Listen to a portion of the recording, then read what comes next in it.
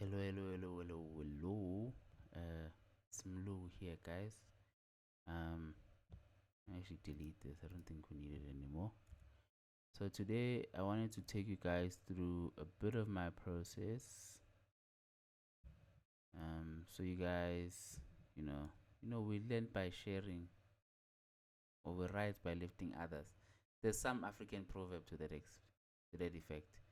So I wanted to show you guys how to make a card component in Autolayout that's responsive,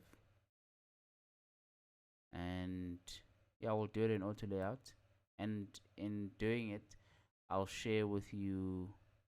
In fact, I'm gonna probably just try and reverse engineer it for you, so I can explain how I got to the place where I am. Simply, I start by at first. So I create this section at the bottom here, and this section is comprised of how many auto layouts. Let's close everything. There's probably a shortcut for this, but I don't think I know it right now. So there's bathrooms, there's size, and there's bedrooms. I don't have the right icon for bedrooms, and I've wrapped them all in an auto layout called the bottom. And then inside of that, I can decide that, okay, hey friend, you should probably be like 8 pixels because it looks a little squashed in there. And if I hit enter, yeah, that should, okay, maybe a bit more, just more spacing. Now it doesn't look like it's part of the same group.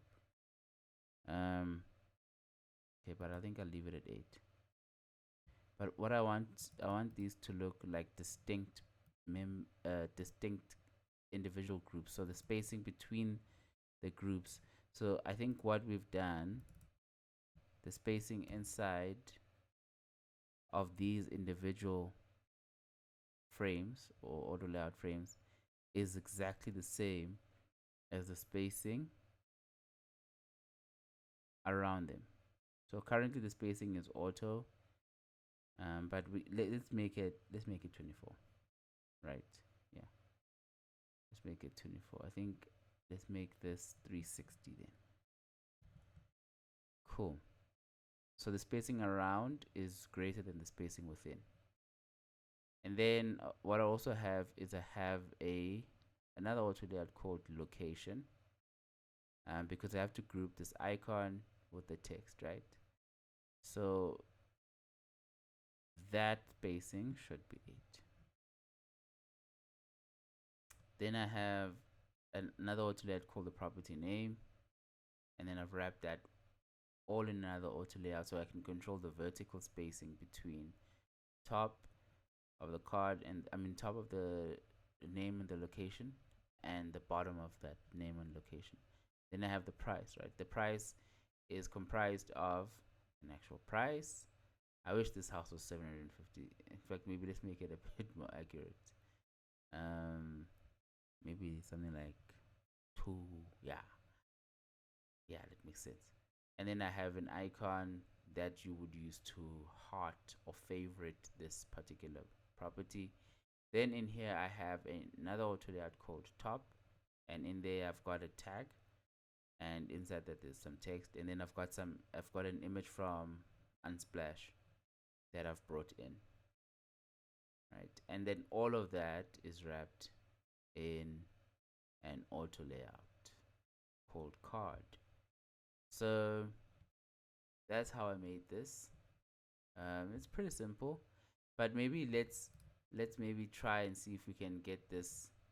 Let's try and see if we can maybe redo this for the sake of being able to learn and share. So what I'll do is I will command delete. I've got those selected, so command delete. Cool. First thing that I would like to do is I would make sure that my text is the same size as the icon. And to manage any misalignments, I'll call this bathroom again. But to manage any misalignments, I'll just make sure that the alignment is set to baseline. That just makes it optically aligned. So it's the base, this icon here is aligned to the base of the text. Make sense? Yes. And I'm going to make this one again. So I'm going to call the size, right? And as well there, I'm going to hit B, right? So if I hit B, that makes sure that the alignment is baseline, as opposed to center or left or top or bottom. It's really helpful when working with icons and text or images and text. It's really helpful in a number of situations. Um, so a lot of people, not a lot of people. What do I make? What do I want to make it sound like I'm famous? A lot of people want. They always. No, I keep saying it, but I sometimes have to. I find myself in positions where I have to sort of explain why I prefer using auto layout, and for me, it's just an issue of it creates flexible frames, so it allows me to do changes much quicker and makes me that much more efficient as a designer. Um, and there's other parallels as well, right? So if you've tried to use things like Framer, the Framer site builder, you'll see that auto layout is really advantageous there because if you set up your stuff correctly in auto layout in Figma, by the time you pull them through to Framer, you've got half of the work already done. So that kind of makes it clearer as a designer what you actually bring, what value you bring to, I wanted to say to the table, but this table discussion has me shaking. Um, as designers, yeah, we do bring some value in that sense. Like for example, now I've got this done in auto layout, right?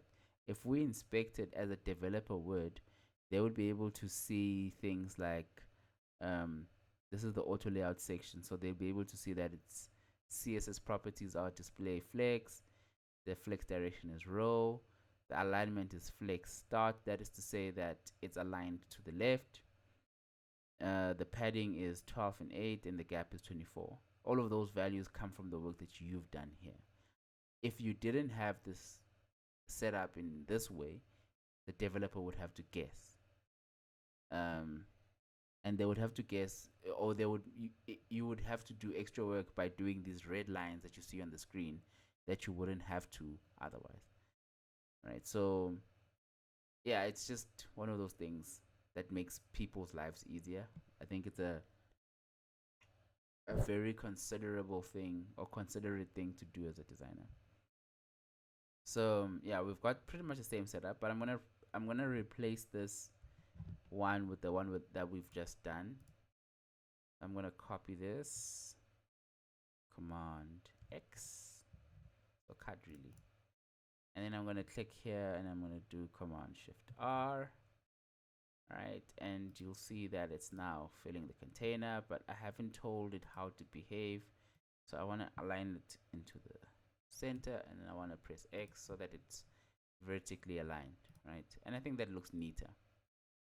Um, it looks neater. So if we try now and resize this, it resizes accordingly, which is lovely. Cool. So that's how to set up, or that's how I approach my work. So if I, for example, look at a screen like the one I deleted, if I look at a screen, I can approach that knowing that okay, cool, I can do this in auto layout. And then what I'd like to do is I'll put this in an auto layout and I'll call this one cards, right? Because I want more than one. And the right thing to do is to turn this into a component, right? So let's take this outside of cards and make this a component, and then we'll copy that, and inside of cards we'll paste it, right? Cool.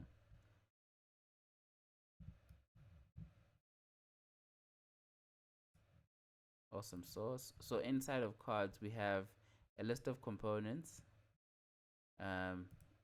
in the screenshot that we had 5. So we'll duplicate this 5 times.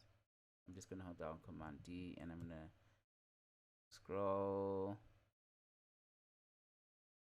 Yeah, one last time. Cool.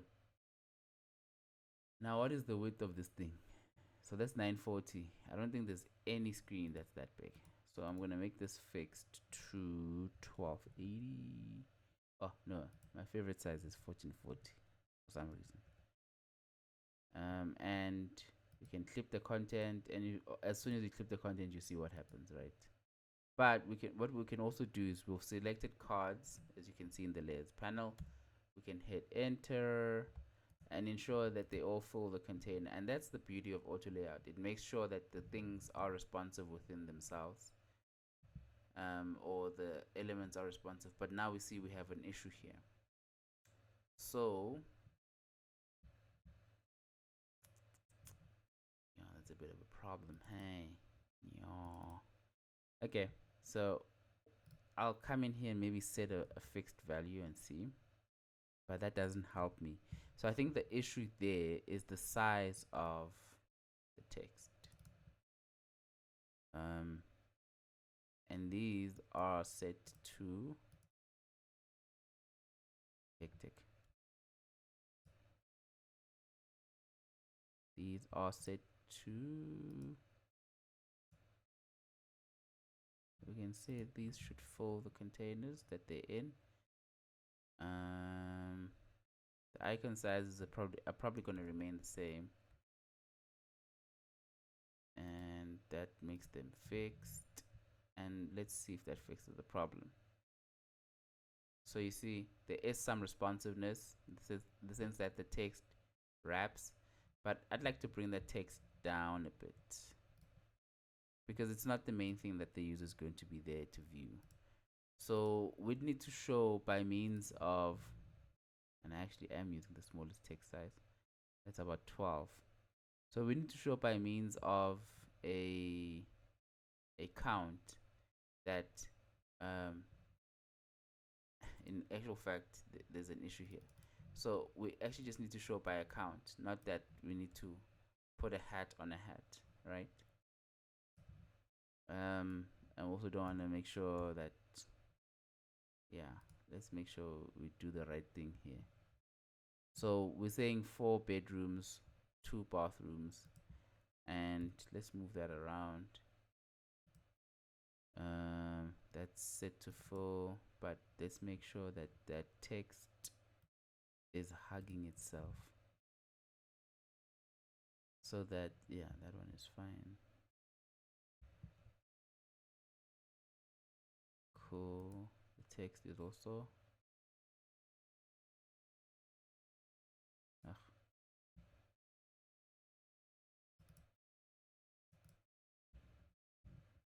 And make sure that that text also hugs itself. Cool. So I think that makes it a bit more cleaner in a sense, right? Because now you can be able to fill in however many items that you want to have there. So you have additional space. So if you maybe duplicate this, for example, you'll see that you can fit some stuff in there. And maybe that's fine, right? Because maybe I want to have, so maybe let's say I have 4 more items in here, like as in 4 more amenities that I want to show. So I can say 4, I guess 4 plus, and then I can click outside. I can do an auto layout for that, and by default it has these values which are really annoying, but you can change them however you want. It's your life. Put that at 12. Cool. And I'll give it a nice outline.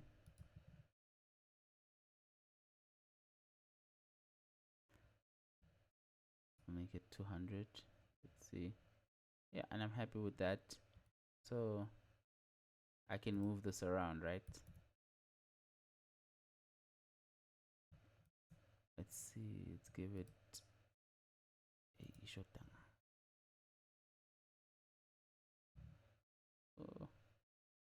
5. Always find I have to just be adjusting these numbers any which way.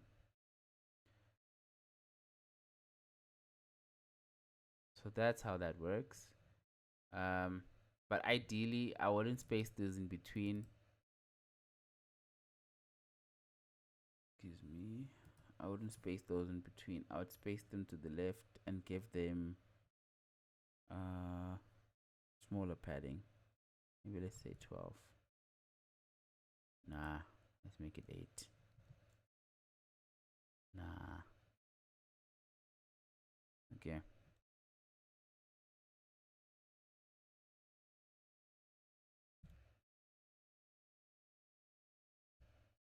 Hug.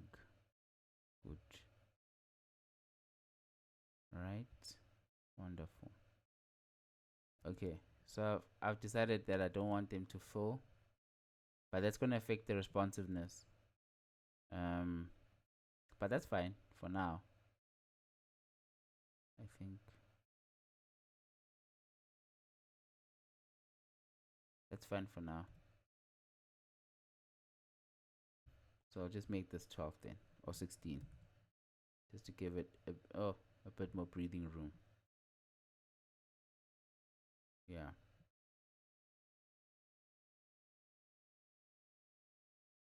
So that's what I would do.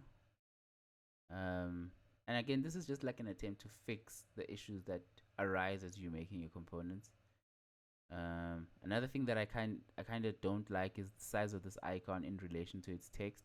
Maybe it's just an issue of like how it's aligned. So in my eyes, it's just not good enough.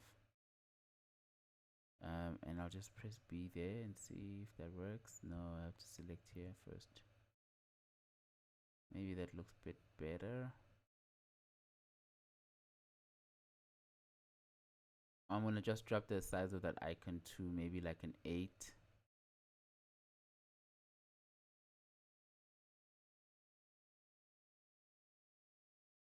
Or a 12. Because it's really not the main focus. I think that's a bit more optically pleasing to me right now. It's not entirely perfect. Yeah. That's how I would do a card of that sort. I hope this was valuable to you. And in my next video, what I want to do is I want to show you how I use tokens to retheme things like these. So you might find that you're building something and you're going to be reusing this component. You don't want to be bringing it out of another file into another file and then trying to apply styling from that new file. What you would rather do is you would create a separate isolated set of tokens stored in JSON or whatever format. Then from there, you'd then be able to reuse those tokens in different files. So you'll set up your files according to how you want to, your tokens according to how you want to use them. I first set up mine in, well, I think I've done it once, but it's like you set it up once and you live forever, right? You set it up once and run everywhere. So I set up mine once and I've stored them on GitHub. Then once I open a new file and then I want to reuse my styles in, I just open that tokens file and then I run it in the new file. And I'm able to then bring in styles that I can reuse consistently throughout. So we'll talk about that a bit more in my next video. I might not be making a lot of sense now, but we'll talk about that a lot more in my next video.